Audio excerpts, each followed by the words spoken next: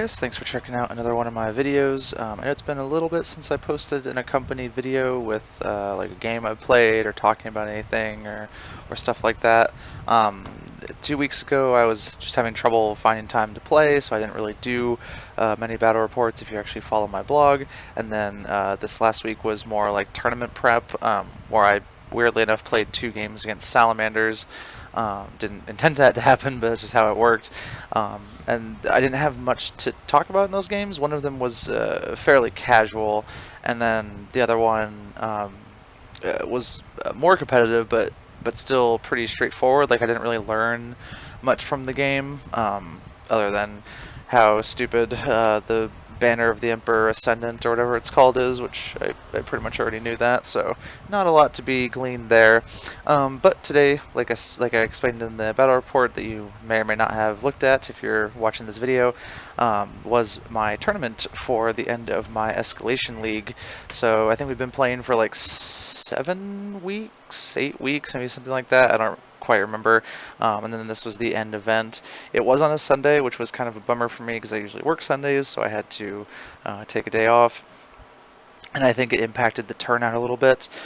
We had well over 20 people in the league, but like I said, only I think 7 or so showed up for the actual tournament. And then we had some guys from up north in the state I live in, which is Arizona, come down.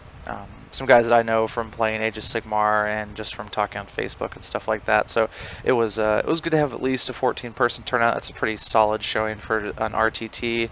I do hope that the tournaments get bigger though in the future. The one that was last week, which I did not attend, even though I was hoping to, was 40 people. And then there is a 2-day GT that's happening, I think, in a couple weeks that I probably will not be able to attend just because right now I work Sundays and I can't really get the time off of work to go to those kind of things unless they're really big events. Like I'll be going to the Las Vegas Open next year. Probably am going to the Bay Area Open this year.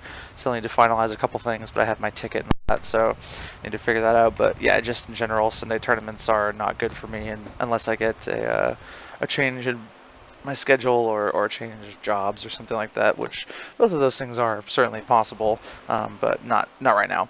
So anyways, for the event, I did a lot of prep work leading up to it, a lot of personal theory crafting, some of which I talked about on my blog. The biggest thing was switching to all shootaboys to be able to deal with screens, so deal with stuff like Brimstone Horrors, deal with conscripts is of course the big boogeyman, be able to shoot cultists to death because the tide of traitors stratagem is people are starting to figure out that that's actually an extremely powerful stratagem because you can just recycle a 40-man unit, which is pretty stupid, but we'll talk about that another time.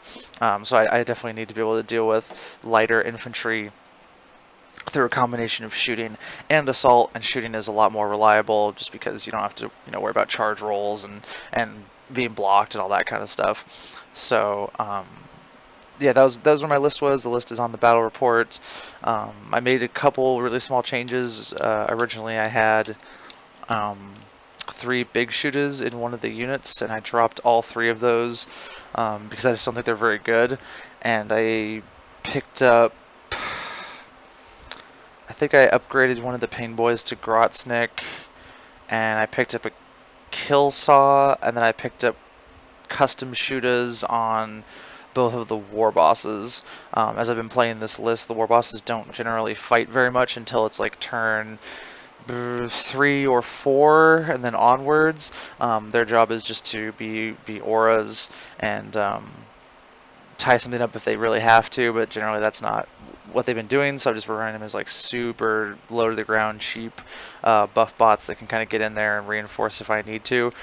So I was like, I'll give them custom shooters because it gets me more shots than I would otherwise have as compared to like the big shooters. Really, like the big shooters add 3 shots to the army at +1 strength, whereas the custom shooters add 4 shots to the army at the same strength. But the war bosses don't always advance, so they're a little more accurate. It's pretty much a wash either way, so these are very, very small changes that I kind of just made a decision on. As I as I mentioned in the written version of this, I was very worried about the 2 hour time limit for the tournament. Most tournaments are 2.5 hours. Some are 2 hours and 45 minutes, or even 3 hours. I I like 2.5 hours or 2 hours and 45 minutes. 3 hours is probably too long. Most games don't really go that long. Um, they're kind of over before the game is actually over or something like that. And there's a lot of like standing around and doing nothing while you're waiting for maybe like one game to finish. But my army is so big that I knew going in that even without slow playing, which is not something I would ever advocate or do, my games were not going to go the distance. Like I was probably going to be lucky to get to turn 4 most of the time, so I needed to really be on the ball as far as my scenario play went, and making sure I was being aggressive on scenario and making the right positional plays with that. So that was kind of where my head was at going into the event. As far as giving myself the best chance to win. So as the event went on, a few things went to that. My second round game started a little late. My opponent was just outside smoking for a few minutes, which is fine, but that does take some time off the clock, and then we had to do deployment zones, put down objectives, and all that kind of stuff. So we probably ended up being like maybe like 10 minutes behind, something like that, which is not an insignificant amount of time when you only have 2 hours. The other games started pretty much on time. Like I was able to get to my table, get my stuff. I had my army on 2 trays. My movement trays were invaluable for setting my army up and being able to move and everything, as they always have been. I think without them, I probably wouldn't have gotten to past turn 2 in any of the games, which is like a little bullshit basically, as far as giving me and my opponent the game. It's like, oh, we just started playing, now the game's over because we ran out of time because my army takes forever to move. So yeah, the movement tray is hard requirement for playing any kind of horde list, in my opinion, especially a more melee oriented horde list. Um, other than that, the tournament was fine. I wasn't aware of any like drama. There was no rules disputes as far as I know of.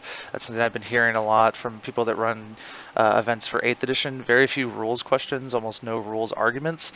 The game is very streamlined and everything's pretty clear. GW has also been good about FAQs and stuff like that, so I certainly didn't have any rules questions. The only time something came up was in my first round game, where my opponent didn't know if Magnus got the a bonus to dispelling, just like he did to casting. Turns out he does, which is really good. So we looked that up, and then just a couple goof ups, like the thing I mentioned in the third round game against Grey Knights, where my opponent was rolling 3 dice for psychic checks and taking them all instead of only taking the 2 highest, which is how the power actually works. Not something I'll forget. So I'll run through the rounds I played just a little bit again, to kind of reinforce what I talked about on my blog. So round 1, to be quite frank, I knew I was going to win this game. There's no way that the army with 2 Lord of Skulls, a Titan, or a Knight, and Magnus can beat me. Magnus does nothing against my army. He's actually terrible. He's terrible against my army. The only thing he can do is try to do some dispels before I put wounds on him. Like, that's reasonably useful, but generally I'm ending up with really high results, so even with the +2, he's not likely to do much. And then his resilience right now comes from a 3+ invulnerable save, where he can reroll 1s because he has Thousand Suns keyword. I don't care about invulnerable saves. Like, it makes him have a 3+ reroll and 1 save against my guys, but weight of attacks can still get through that decently. And in reality, I'm just putting mortal wounds on him, and I can also block that power depending on what his role is, and then he's in a lot of trouble. So yeah, Magnus is not good against Orks. I think he's a little overrated. You either have to throw him at your opponent and then he's going to die because he's not super resilient, especially if he doesn't get that psychic power off, or he stays in the back and then he gets shot because you can't protect him, because Chaos has no way to protect him, and he has so many wounds you can always pick him out, unlike Gilliman, which is why Gilliman's way better than most models in the game. So I don't know. I don't think Magnus is that great. Like, his smite is really good, obviously. He has access to really awesome Chaos Space Marine psychic powers, which are probably like the best ones in the game right now. Actually, they definitely are the best ones in the game right now. But I don't know. I'd just rather take other cheaper things. that definitely don't fight as well and stuff, but you can protect them, and they're cheaper, so you can buy other models. Lord of Skulls are fine. They're definitely playable now with point reduction to them. They're pretty good at shooting, and their profile doesn't degrade poorly. Like, they get slower and they don't hit as hard, but they get more attacks, so it's like not that big of a deal if they take damage. And then their guns are pretty good. They have some good anti-hordes options as well, but they just don't put out enough attacks to be able to eat through my army, when there's only 2 of them. And then the knights are, a very known quantity. This is the first time I've actually played against a knight, but they're one of those things that's so present in the meta that I'd like mentally prepared for them way before this. Know what kind of damage they can do to me. I think the Gatling cannon on it is not the best option. Like, it was better against me, but in general, you want the 2 repeating autocannons, or repeating battle cannons, I'm sorry, because they're just good against like everything. They shred vehicles, they're pretty good against infantry, they're great against like marines, so I think that was the way to go. But as far as I'm aware, Aaron had like some problems with his points. He couldn't get quite the guns he wanted on the Lords of Skulls, and I'm sure the same thing was with the Knight, so some concessions had to be made to fit the super heavies and the and Magnus in the same list. But yeah, when I saw that list, I was like, okay, it can't do anything on scenario, which is the same problem that like the 3 Knights list has, stuff like that. So I was like, okay, I'm just gonna tank up, just ride the 5+ invone, and a couple pain boy saves here and there. Although most of the weapons are like D3 damage, so it's not as effective. And then just when I can, pounce on one of these big targets, kill it with smites, finish it off if I have to with some shooting and some charges, and then like rinse and repeat. And losing one of these big things, it really hurts his list. I think the smarter thing to do would have been feed me Magnus, because Magnus, like I said, is nearly useless against me. So he could have had Magnus absorb all the smites for 1 turn, and then kept shooting with like the Lord of Skulls and the Knight, but just didn't see that play, I guess. I don't think Aaron had ever played that list before, and not even all the models were his, so he was kind of winging it. When we were playing, throwing the Lord of Skulls into my army was definitely not the way to go. I believe he was hoping, once he saw like how the smites were going, that the Lord of Skulls would explode, because he did use a command point to re-roll the explode dice, but it didn't blow up, just because then he had a chance of like getting wounds onto the weird boys and stuff like that if he rolled high on the 2d6 value, but that didn't happen. The other one did blow up when I killed it, but by then my army was pretty spaced out, so it didn't do very much, and the game was over by then anyways. So yeah, that was a pretty classic example of the game plan I've been talking about for Orks, which is ride your model count combined with objective secured, which I had because we were using the ITC rules. ITC says you get objective secured for all the armies, not just Chaos Space Marines and all that kind of stuff, because that's coming in chapter approved at the end of the year. So here, just have it now. So I'm like, okay, I'm just going to destroy him on Maelstrom. It's going to be very difficult for him to do enough damage to me before the round ends to get me off of the actual scenario objectives, and he can't really do anything as far as the tertiary goes, so pretty easy set of circumstances for me, and that's how it went. I didn't really make any big mistakes in this game. I could have put my weird boys a little bit farther back just to get around a potential explosion from the Lord of Skulls. And I also deployed a little wonky. Yeah, I could have spaced my boys out a little bit more and fit the weird boys up front farther. Definitely kept them at least an inch behind the front lines so that they couldn't be charged by like a warp time Lord of Skulls or a warp time Magnus or anything like that.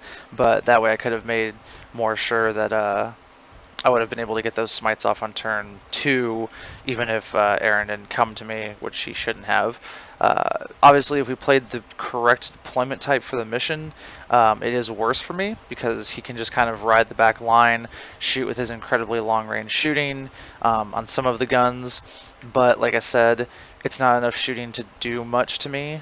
When you factor in that he has to like hit, he has to wound, a lot of those guns wound on 3s, some wound on 2s.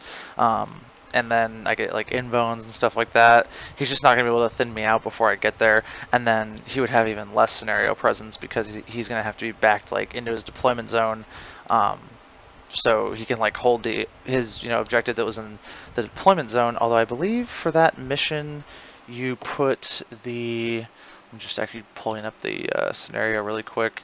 Do you put the objective in your own one or your opponent's? Okay, so you put your own objective in your deployment zone, yeah, because whenever it's the other way around where you put your objective in your opponent's deployment zone, I always put it as far forward in the deployment zone as I can to make them come to me and get into an uncomfortable position. But yeah, that one he could have just like put it as far back as he could and then camped on it, but you still have to roll that result, and that's only like one maelstrom point where he doesn't have trouble destroying enemy units. Definitely can't get in my deployment zone without me killing whatever does that, and then cannot have 3 of your own units and no enemy units at least partially within your own deployment zone, because his army only has 4 units to start with, and I can get into his deployment zone whenever I want with deep strike. So yeah, that was a complete nightmare. Round 2 was significantly more challenging. Guilliman is completely broken. He's one of the problem models in the game. He does way too much for way too few points. He needs to be well into the 400s, like 420 or higher than that. Because right now, first of all, if you play Ultramarines and you don't take Guilliman, you're objectively incorrect. You shouldn't.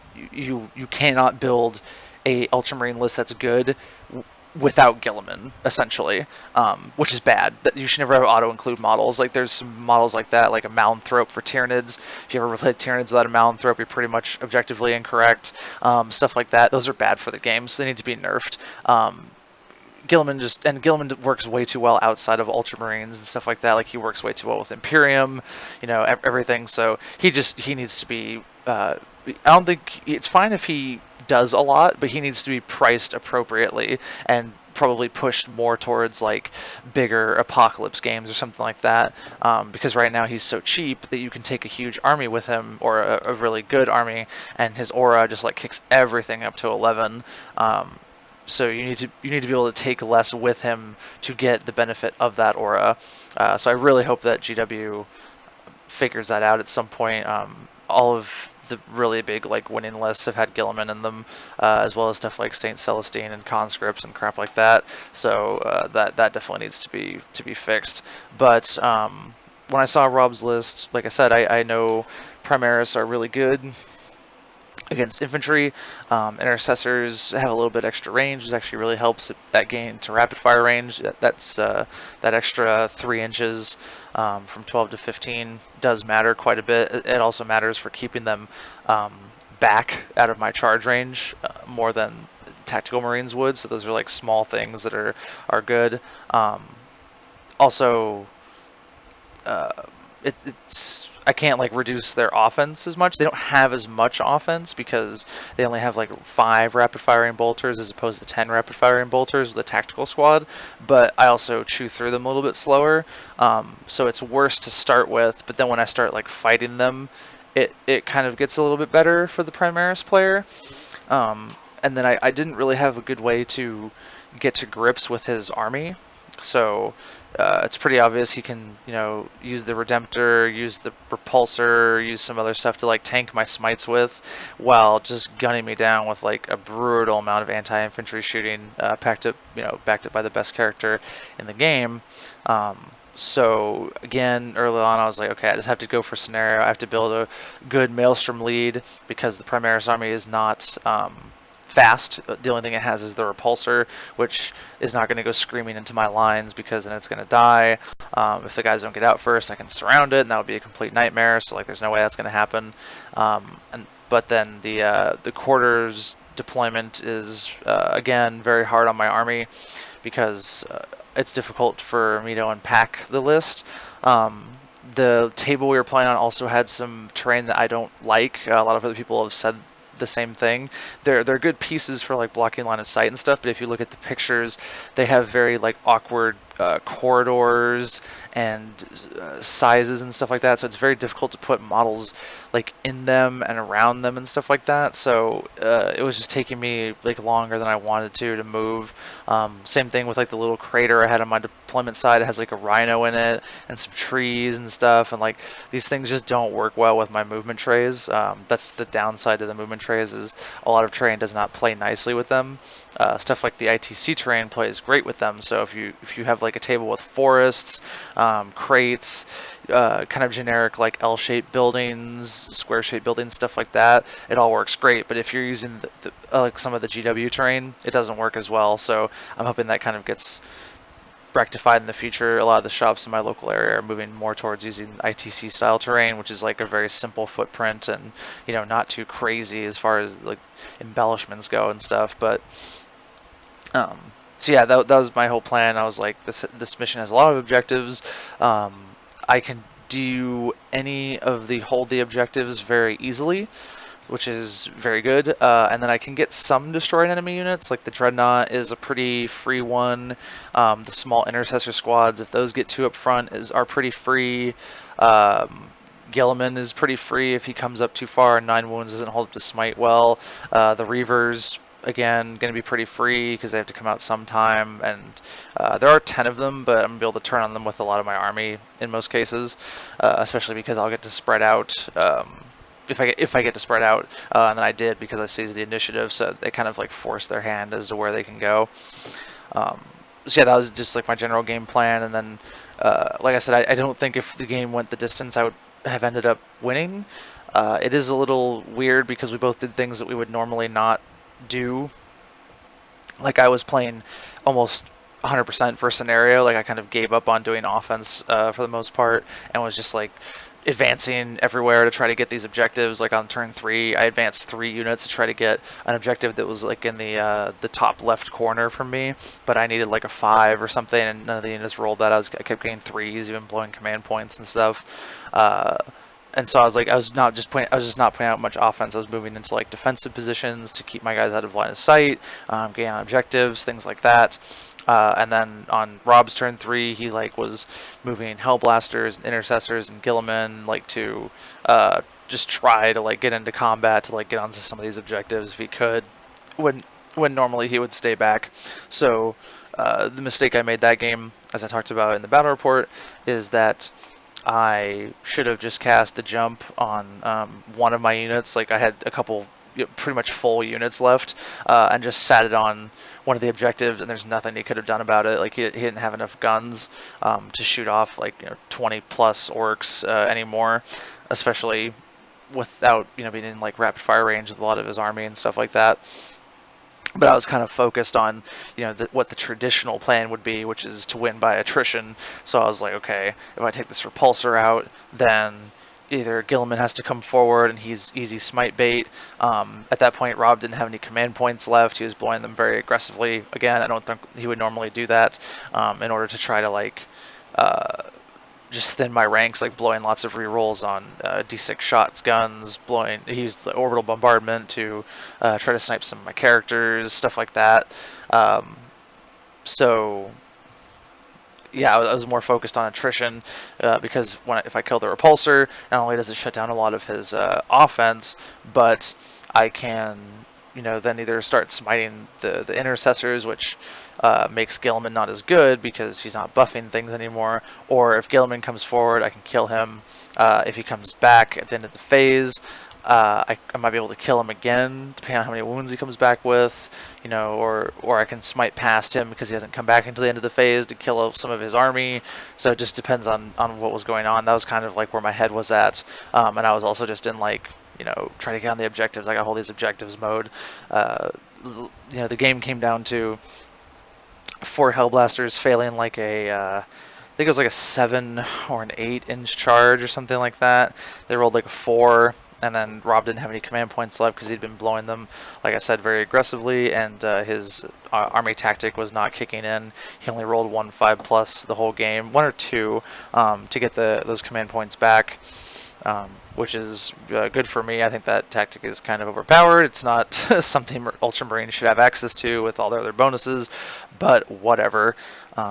So yeah, that kind of worked out in my favor. Like I said, if I just done the jump thing, that would not have even been an option for him. Like he would have been completely without hope as to win the game.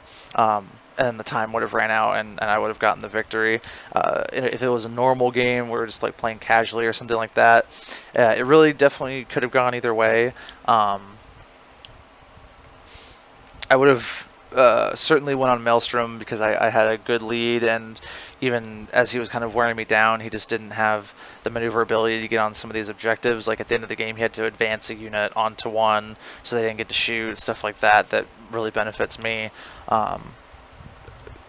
But I was definitely getting shot up really bad, and my weird boys were very hurt, not only from doing a lot of perils, but also from the orbital bombardment that clipped some of them. So that was definitely unfortunate. Yeah, Gilliman's really good. Obviously, like he's just a known quantity. It's always going to be quite a game to go into him. I definitely stand by the reasoning that you kill his army and not him. I think if you can put a bunch of mortal wounds onto him, it's okay to kill him. But the problem with that is even if you kill him and he has a good army left, he's just going to fall, like he's just going to retreat behind them. So you have to have the follow-up forces to then kill him again, either in the shooting phase and or combat phase, or combat phase if you kill him in the shooting phase, depending on what you do. I think it's just a safer plan to kill his army and then kind of tank him, certainly with my list, because he doesn't, again, do anything to orcs. Like he has like what 5 or 6 attacks or something like that, so it's he's not just going to like get through a unit that quickly. So I'll just like feed him a unit and then kill his army and stuff, and then his aura doesn't really do anything, and that's what you take him for.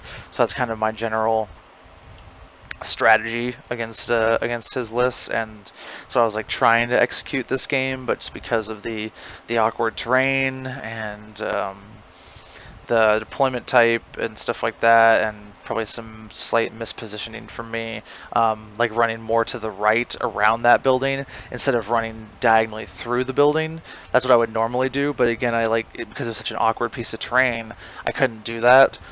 Whereas I think I normally would have been able to execute that plan. So there was just like some things that aren't probably going to be reproduced in future games that maybe play a little bit differently. But I did pull that one out, which is good. It's very difficult to get through a 40K tournament or any kind of tournament, unless you're playing chess or something, without some luck on your side. And Rob failing that charge at the end into a knob and an orc boy was just good luck on my part. I mean, it's not guaranteed that he kills them, but he has 2, 4, 6, 9 attacks, hitting on 3s, wounding on 4s, so that's what, 6 and 3. I only had a 6+ save. I did have 1 reroll left, so it's possible that I pull it out somewhere in like a 50% chance or something like that, because again, my orcs had objectives secured. Hellblasters do not, because they're heavy support, and I did have the command points to make them morale, but they wouldn't have needed that anyways. So it wasn't a definite that that the charge wins the game or anything like that. The Hellblasters would not have been in Gilliman range or anything like that. So like I said, it's not like, oh, my opponent just didn't roll this charge and he lost because of that, but it certainly would have increased the likelihood that you would have been able to pull it out. Round 3, again, this game was a little bit weird. I have played against Grants before. I do know some stuff about them. Like I know how maneuverable they can be with the gate. They can do a lot of deep striking, of course, and then they have access to a lot of Stormbolters, which is really annoying because Stormbolters are really good against me.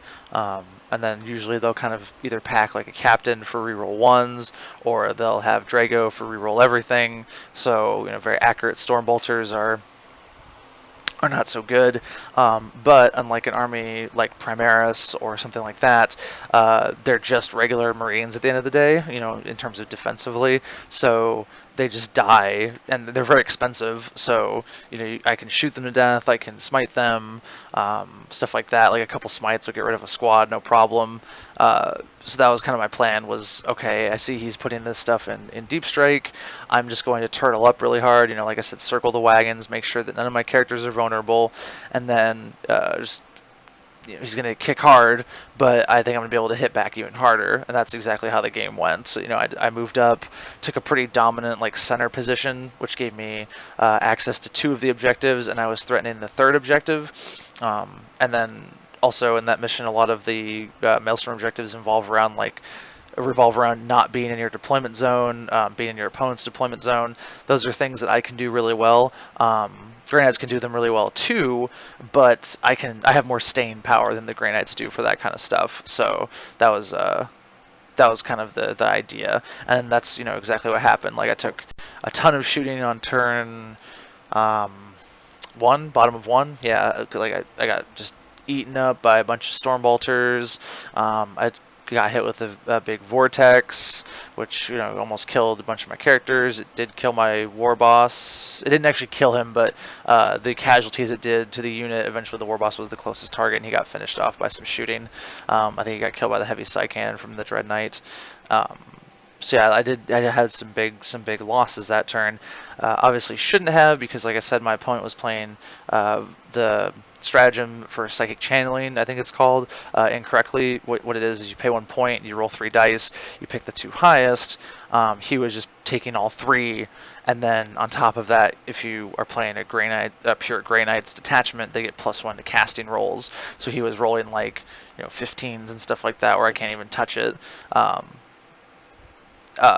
But without that, I think he got it off on a 9, and then the other one maybe a 10 or something. So it's not likely that I would get to unbind it, but even stopping one of those, which I would have, I had command points for and stuff, would have really changed the game, especially the second time that Valdis did it, because that one killed 4 of my weird boys or something. It really gutted my actual army. So that's something I'll definitely be cognizant of in the future, and is something I need to dedicate some more time to. I'm a big believer in learning the rules of the game, not the core rules, but the actual army specific rules. What the special units for each unit does, and that kind of stuff. And I need to kind of get more up on that as far as the stratagems go, and those kind of things.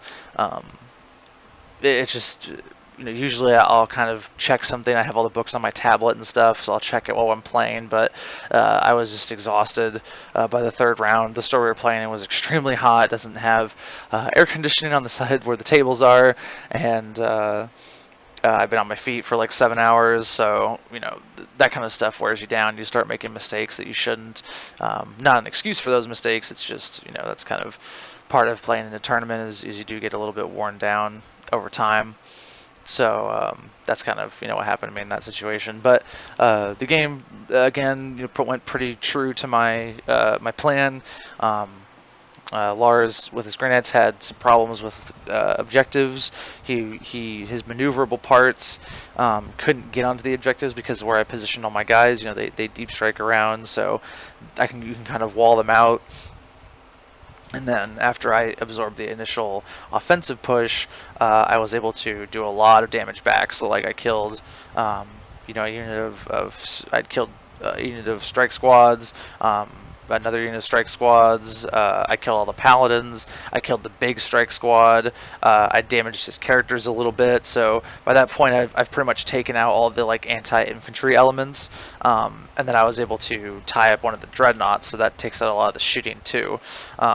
This was the first time I've actually played against a Storm Raven. Obviously, again, they're a known quantity. They're extremely powerful, so I've done a lot of theory crafting against them. But my plan of ignore it worked out pretty well. It had a pretty standard armament, the twin assault cannon, the heavy bolters, or the hurricane bolters, I'm sorry, the strike missiles, and the multi-melta. That's pretty safe setup. Some people go with the las cannons, but other than that, everything's pretty much bog standard. And it definitely hurt, but I was able to tank it reasonably well, and then just kind of deal with the other portions of the army. and it was kind of getting down to the time where, at the end of the game, all he had left was a Dread Knight with 1 wound, a Dreadnought with like 1 or 2 wounds, and another Dreadnought with I think 7 wounds. So I'm like getting to the point where I can kill this Storm Raven with some psychic powers, or I can just finish off the other stuff, and he'll count as being tabled because of the FAQ for flyers, or the flyer battlefield role. So that was kind of good to see that in action. Obviously, an army with 2 or maybe 3 Storm Ravens would be a little bit different, but that's just something I would have to play against to see how that would fare. Granites were good. Like, I don't think they're a good army for tournament play. That's my personal opinion. They're just excuse me. They're too elite, and they're not defensive enough. Like, all of their powers and stuff like that are focused around maneuverability and hitting harder, but they don't hit hard enough, again, in my opinion. So I was just able to weather the storm and then start treating them like they were, Marines that cost like twice as much, basically. And then, smiting all the paladins to death is completely brutal. Like, his list obviously relies on them living quite a bit. They're a good unit with like 3 wounds. They have 2+ save. The captain buffs them. He has an apothecary to bring them back. He can give them some buffs with like the psychic powers. Like, he has hammer hand. He can gate them. I think he can give them +1 invone to their invone saves. They have a 4+ invone save, stuff like that. Throughout the tournament, I was consistently like proven right that smite is the best option for orcs. Like, if I'd been playing tank bustas against most of these lists, I would have had like huge problems. Like, tank bustas have to wound on 4s against Lord of Skulls and stuff like that. You know, the paladins would get 4+ saves against them, and they can hide in combat, which means I had to like fall back or something, and I have to hit them on 5s. Like, they would have been probably fine against Ultramarines, but smite, it's not a panacea. It has, your opponent can play around it by throwing stuff in the way because of the order of the phases. You can't shoot it first or anything like that, so it does have its drawbacks like anything else, but excuse me, I have some in my throat. But I think it's the best way to go for orcs right now, and I think that when they eventually get a codex, barring any kind of cost increase to Weird Boys or anything like that, they'll probably get better because we're likely to get 3 new psychic powers, and that that'll give them some additional versatility and things like that. So that's probably my biggest takeaway from the event, is that a lot of the the thought processes and things like that I put into the game were somewhat validated. Like, I knew that my army would have some problems with anti-infantry shooting, but I knew that it was more resilient than a lot of people thought it was. Like, I heard some people, saying that, like, oh yeah, orcs are strong against a lot of the meta lists right now, but you can try and just beat them with, like, not so powerful lists. And I think that's a pretty prevailing sentiment, but I've kicked what orcs do to such an extreme in terms of their survivability and their numbers, that I think that they play around that a little bit. So, I mean, just having a 5++ on everything, and then having access to Pain Boys, and then being able to melt a couple threats a game with the Weird Boys and stuff, it does more than I think people are like ready for.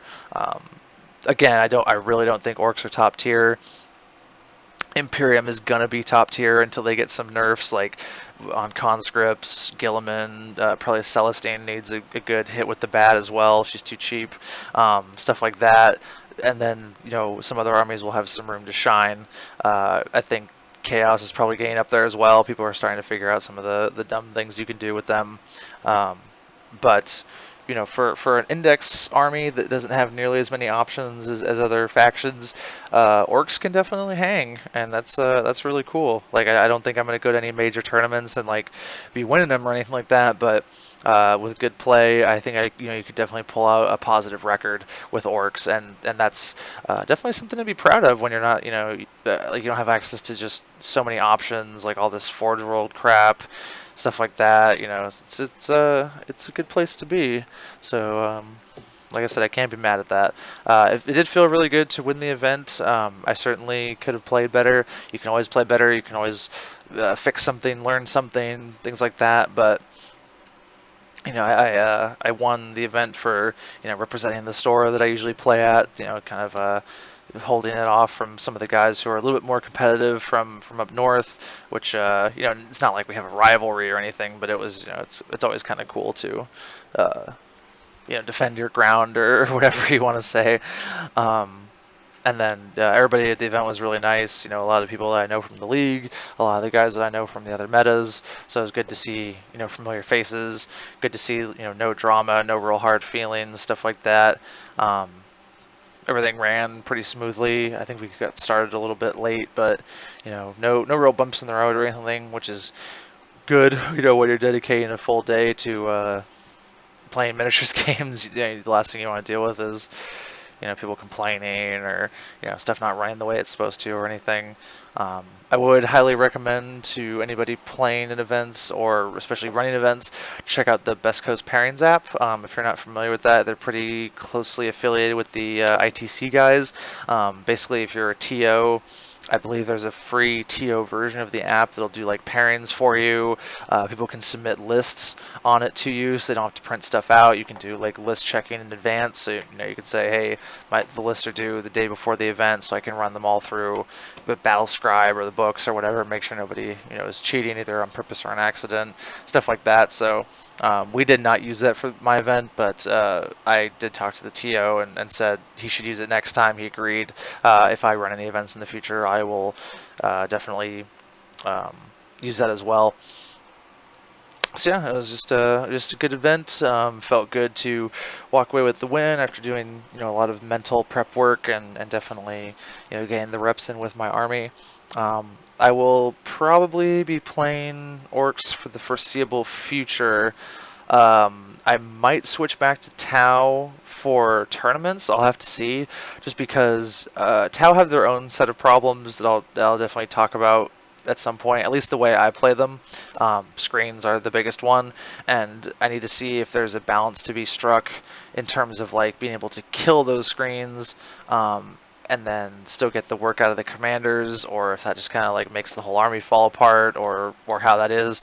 But I mean, I was able to get everything done with my orcs that I wanted to, but the army is just very stressful to play over a 3-round event. Like, particularly the time between rounds was always rough. Like I was going down to time, as a lot of people were, because we had to shorter a round time, and then I would have 80 models that were dead that I have to, put back on the trays in the correct units and stuff like that, and then get them on the trays to transport them to the next table and stuff. Whereas, most other people are just like packing up a couple squads and putting them in a box or something, and it's no big deal. So that's definitely a real world problem with playing such a big army, is that if you don't have someone to help like wrangle it between games, it can be very stressful, and eat up a lot of like your mental cycles and things like that. Like each game, it was getting to the point where I was just like taking models that were dead and like putting them over to the side in like clumps and stuff. Like I couldn't put them where I needed them to. If I was going like truly optimal, I would have double the amount of movement trays that I need, so that as they died, I could take them off the movement trays or whatever and put them onto other movement trays, so that way I'd be like, they're fine at the end of the game. But there's like some, it's kind of wasteful to do that, and there's like some monetary reasons why that's not such a great idea. So I'll just have to see what happens with that and make some changes in the future. But yeah, that's kind of where I am right now. I might be posting like a more in-depth look at my orc list at some point in the future. I'm also thinking about branching out into a third army while I wait for orcs and or Tau to get a book, just because the well is like a little dry as far as 3 crafting goes for those 2 factions, in my opinion. I put a lot of time and energy into them, so I kind of am at very close to what I feel like are optimized builds for the current like meta and things like that. And I'd like to see what I could do with some other factions, so I might do some posts about that or something. But yeah, it's kind of on the horizon. No real events coming up that I know of, although that could change because not every store here posts things in the like in advance. Usually, sometimes I'll only give you like a week or two notice on a tournament, but if there's anything else, I'll definitely go to it. Other than that, I will just be playing casual games, trying to learn as much as I can, and then I might be running another league, a little bit more competitive of a league at the store that I frequent. So that'll help me get some regular games in and stuff. If anybody has any questions about the list or anything to do with the tournament or anything like that, definitely drop me a comment on YouTube, or feel free to hit me up on the blog. I usually can give a little bit more detailed answers on the blog, but I'm happy to do what I can over YouTube as well. So whatever works for you. And as always, thanks for checking out my video.